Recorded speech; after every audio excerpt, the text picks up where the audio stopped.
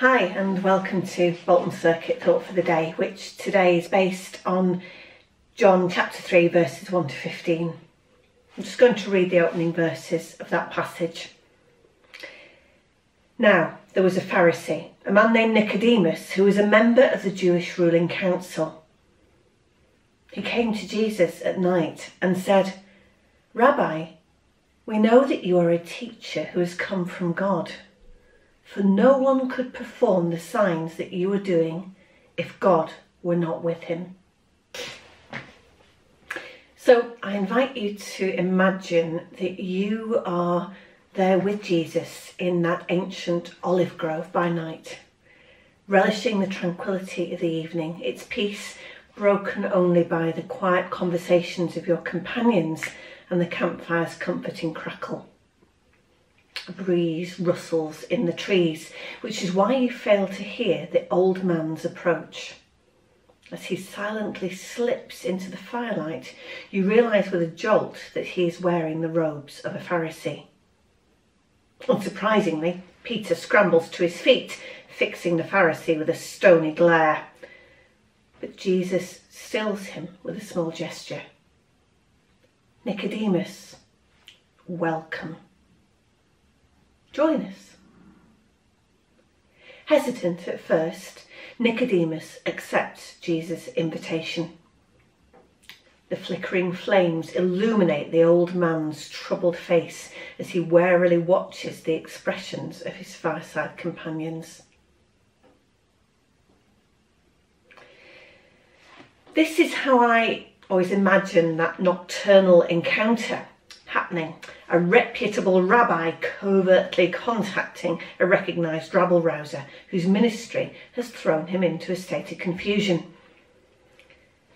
And even if the disciples weren't too thrilled at his appearance, I feel sure that Jesus greeted Nicodemus with genuine words of welcome.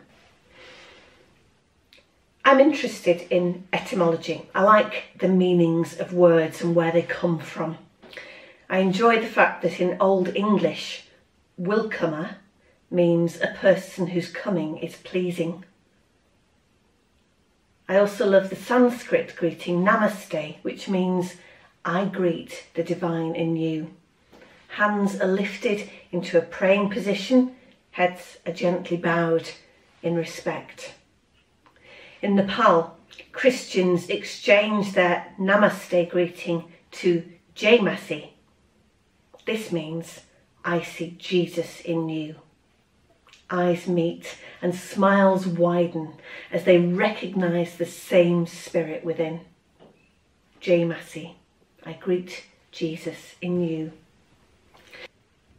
I recently came across the Zulu salutation, sawubona. Now this is a lovely word, meaning I truly see you, you are important to me, and I value you. Sawubona. It's a greeting that regards and accepts the other person as they really are, with all their virtues, nuances and flaws. Yebu, sawubona is the reply. I see you too. When Nicodemus and Jesus met that night, what did they see in each other? Did their eyes meet and their smiles widen as they recognised the same spirit within? Did they greet one another with sawubona?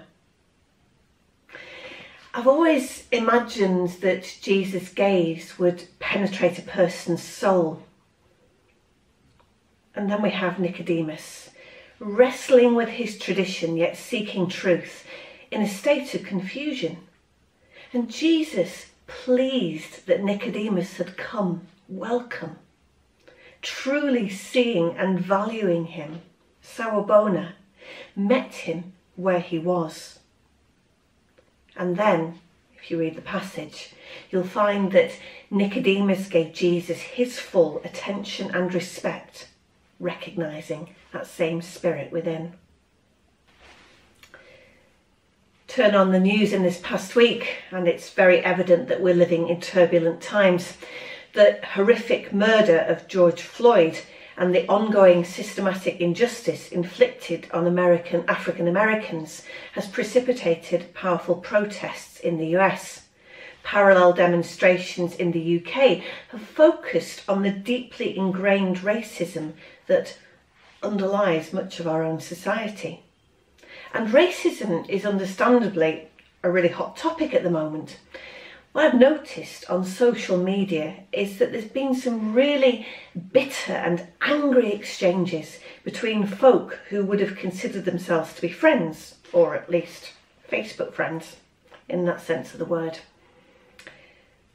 I'm sure that had the shops and pubs been open, we would have heard similarly heated exchanges in real life, opinions being aired, but with no one really listening.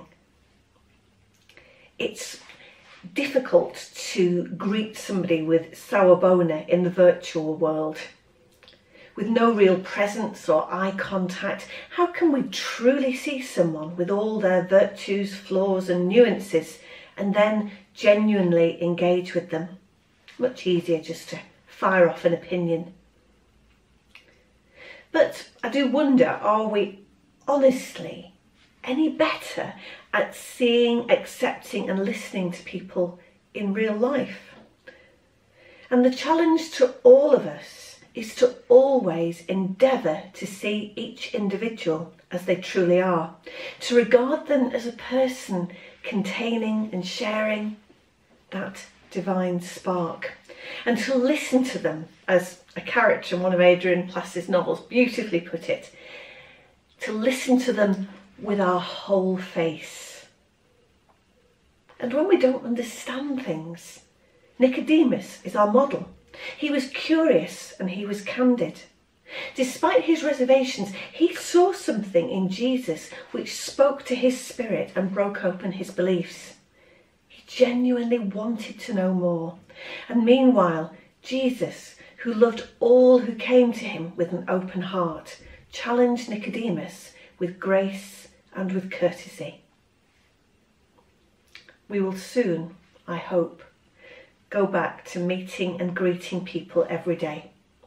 My prayer is, as we live through lockdown's easing with all its frustrations, is that we will always follow Jesus, taking time to truly see each person as an individual, listening, learning and only ever challenging them with love and with respect. Amen.